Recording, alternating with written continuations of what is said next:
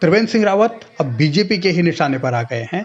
जिस रूप में उन्हें पद से हटाया गया, उनका इस्तीफा लिया गया और अब उसके बाद अब जब वो कार्यकर्ताओं के बीच जाकर बयानबाजी कर रहे हैं और ये बतलाने की कोशिश कर रहे हैं कि उन्हें मुख्यमंत्री पद से क्यों हटाया गया, इसका कारण उन्हें अब तक पता नहीं चला है और वो भी ये भी समझाने की कोशिश कर रहे हैं कि उनके खिलाफ साजिश हुई है, लेकिन बीजेपी उनके जख्म कुरेदने में कोई कसर नहीं छोड़ रही।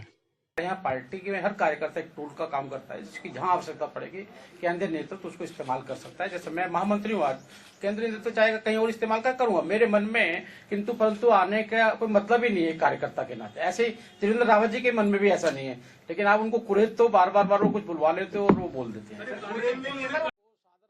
त्रिवेंद्र रावत अपने हटाए जाने की वजह समझना चाहते हैं, जानना चाहते हैं, लेकिन बीजेपी को फिलहाल उससे कोई फर्क नहीं पड़ रहा और अभी तो वो नए मुख्यमंत्री की तारीफों के कसीदे पढ़ रही है और इसीलिए दिल्ली से दुष्यंत गौतम भी देहरादून पहुंचे।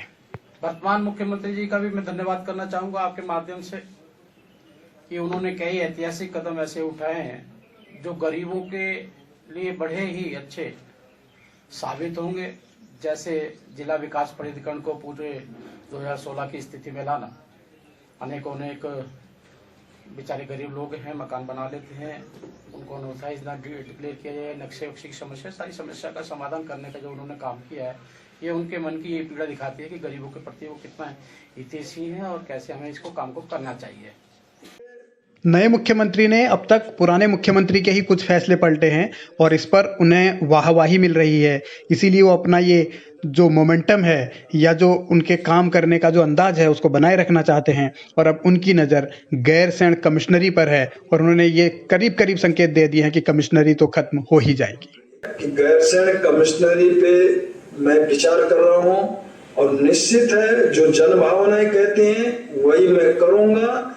गैरसैंण जो कमिश्नरी है मैंने विचाराधीन किया है, वो ओके नहीं हुआ, प्रस्तुत कुल मिलाकर उसको मैं जनता के आवाज पे और उसको मैंने कहा जो वो चाहते वो करेंगे और मैंने कह दिया है। तो इसका आपको समझ लेना चाहिए कि क्या करने जा रहे हैं।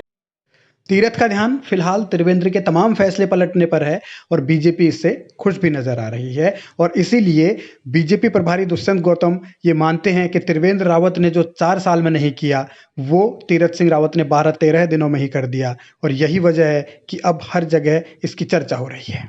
10-12 दिन के अंदर समय काल से कहीं ज्यादा ऐतिहासिक कदम उठाए गए, तो इसलिए जिस कारण से लोगों को आना मिलना था, जो एक प्रभारी का काम होता है कि क्या चल रहा है, ऊपर वाले क्या चाहते हैं और ऊपर वालों क्या इच्छा है तो नीचे वाले क्या कर रहे हैं, तो बहुत अच्छा एक संतुलन मुझे रात को दिखाई दिया।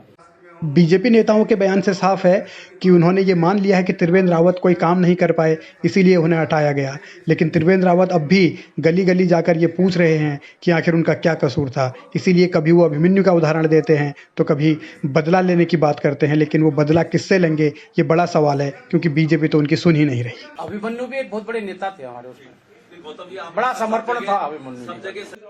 तीरथ के कंधे पर बंदूक रखकर बीजेपी फिलहाल त्रिवेंद्र को बैकफुट पर डालने का हर मुमकिन प्रयास कर रही है। वो तमाम कोशिशें की जा रही हैं जिससे वो चीज़ें जनता के बीच ये मैसेज के तौर पर जाएं कि हाँ त्रिवेंद्र ने गलत किया तो उन्हें हटा दिया गया और अब तीरथ कमान संभाल रहे हैं, तो सिर्फ उनके फैसले पलट कर ही वो जनता के बीच में नाराजगी को मिनिमाइज कर लें। लेकिन क्या ये मुमकिन है कि ऐसा हो पाएगा? क्या तीरथ रावत सिर्फ फैसले पलटने भर से ही लोकप्रिय हो जाएंगे? ये अभी इंतजार करना होगा। लेकिन बड़ा पहलू ये भी है कि क्या त्रिवेंद्र रावत की कुर्सी खाने में दुष्यंत गौतम का भी रोल है? क्या उन्होंने ही पूरन फर्त्याल या बीजेपी के दूसरे नाराज विधायकों की आवाज सुनी और त्रिवेंद्र के खिलाफ एक्शन लिया गया? ये तमाम ऐसे सवाल हैं जो त्रिवेंद्र बार बार जिक्र कर रहे हैं। अब आगे क्या होगा ये बहुत दिलचस्प है।